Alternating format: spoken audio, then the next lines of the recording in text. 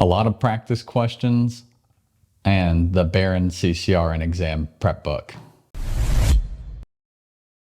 Welcome back to the new Nurse Guidebook. My name is Pierre Lafour. If you're new to the channel, the purpose of this channel is to help new graduate nurses live healthier, wealthier, more fulfilling lives.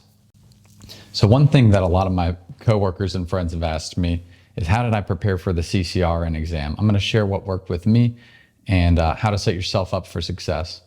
Now, typically most people will take the CCRN exam once they've reached a cumulative, I believe it's 1,000 clinical hours or about a year of experience.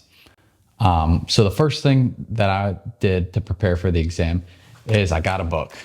I got the CCRN prep exam book. It's like 20 bucks on Amazon. One of my friends and mentors gave it to me.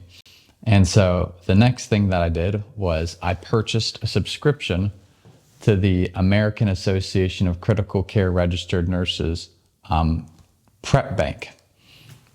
So cool, you've got these resources, but are you actually going to follow through and do it? You will if you prepare. So what I did was I picked a date.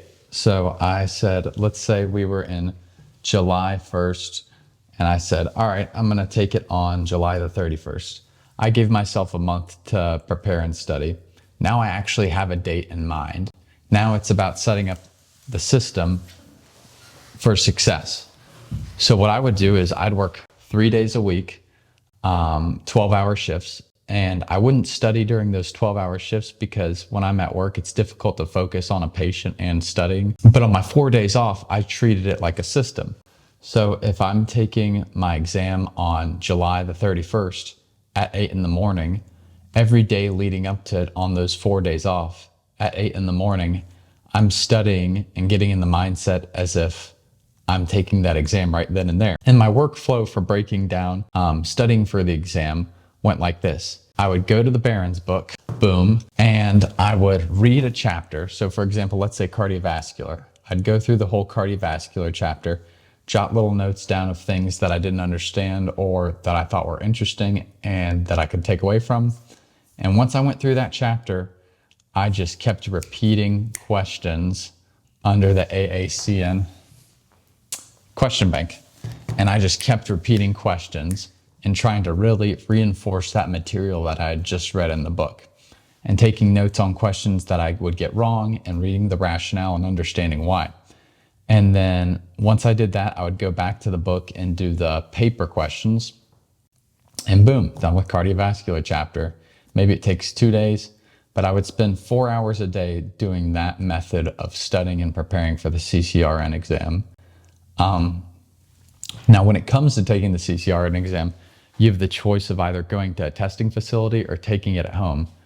I personally chose to take it at home because if I need to do a bathroom break, I'm getting proctored on the camera and I can go have a bathroom break. And if I need to eat a little snack or have a little bit of coffee to keep my energy levels up or take a sip of water, I can do that. In the testing facility, you're not allowed to do that. You're not allowed to bring water or food in. And it seems like there's less freedom and flexibility. So that's what worked for me personally.